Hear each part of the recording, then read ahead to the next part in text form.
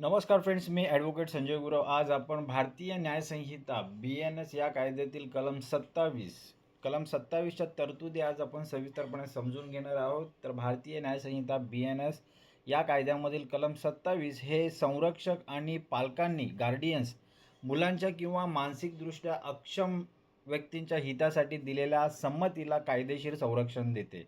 काय आहे तरतूद या कलमामध्ये? 27 काय म्हणतंय? तर कलम 27 हे संरक्षक किंवा पालकांनी मुलांच्या किंवा मानसिकदृष्ट्या अक्षम व्यक्तींच्या हितासाठी दिलेल्या संमतीला कायदेशीर संरक्षण देते. त्या कलमाचं नाव काय?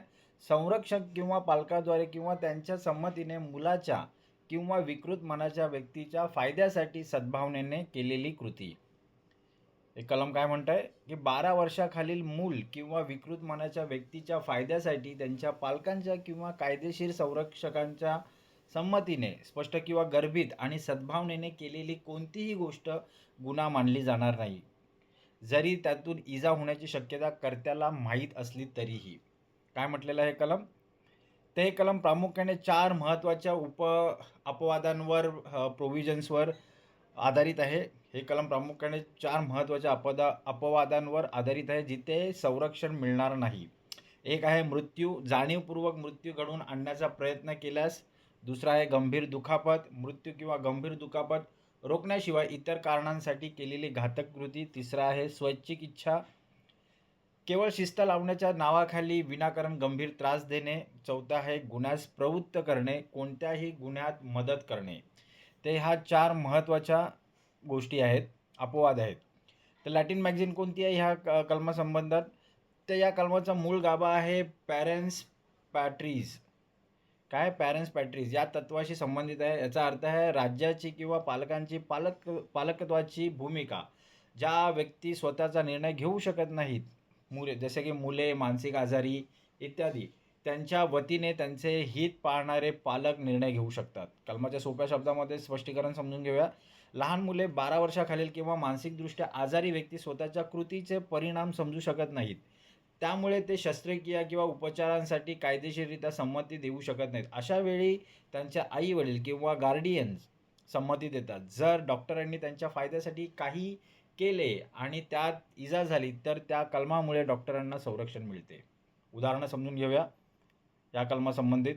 शस्त्रक्रिया, एका 10 वर्षाच्या मुलाचा अपघात झाला आहे. त्याचे वडील डॉक्टरांना शस्त्रक्रियेची परवानगी देतात. शस्त्रक्रियेत मुलाचा पाय कापावा लागला तरीही डॉक्टरांनी तो मुलाचा जीव वाचवण्यासाठी म्हणजे फायद्यासाठी केल्यामुळे तो गुन्हा ठरत नाही. मानसिक उपचार, एखाद्या मानसिक आजारी व्यक्तीला स्वतःला इजा करण्यापासून रोखण्यासाठी पालकांच्या संमतीने त्याला बांधून ठेवणे किंवा उपचार करणे होय. तर ही काही उदाहरणं आहेत या कलमासंबंधित. त्यात एक कलम का बरं अस्तित्वात आलं आहे? हे कलम व्यावहारिक गरजेपोटी आलेले आहे. जर लहान मुलांच्या उपचारासाठी पालकांच्या संमतीला कायदेशीर मान्यता नसती तर आपत्कालीन परिस्थितीत डॉक्टरांना किंवा मदत करणाऱ्यांना नेहमी कायदेशीर कारवाईची भीती वाटली असती.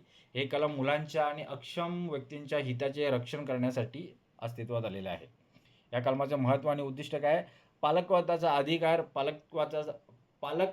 अधिकार पालकांना त्यांच्या मुलांच्या हिताचे निर्णय घेण्याचे कायदेशीर बळ देते. वैद्यकीय संरक्षण, डॉक्टरांना अशा रुग्णांवर उपचार करताना कायदेशीर ढाल उपलब्ध करून देते जे स्वतः संमती देऊ शकत नाहीत. सामाजिक सुरक्षा, निराधार किंवा मानसिक आजारी व्यक्तींना योग्य वेळी उपचार मिळवून देणे. कलमाचे उल्लंघन, शिक्षा आणि उपाय काय समजून घेऊया. जर पालकांनी किंवा डॉक्टरांनी फायद्याच्या नावाखाली मुलाचा छळ केला किंवा त्याला कायमचे अपंग केले जे जीवन वाचवण्यासाठी गरजेचे नव्हते तर हे कलम लागू होत नाही. त्यासाठी शिक्षा काय? अशा परिस्थितीत BNS भारतीय न्यायसंहितेच्या या कायद्याच्या इतर कलमांनुसार, उदाहरणार्थ कलम 118 गंभीर दुखापत या अंतर्गत शिक्षा होऊ शकते. उपाय काय? अशा प्रकरणांची चौकशी पोलीस किंवा बाल कल्याण समिती CWC मार्फत केली जाऊ शकते. ते काही न्यायालयीन प्रकरणे समजून घेऊया.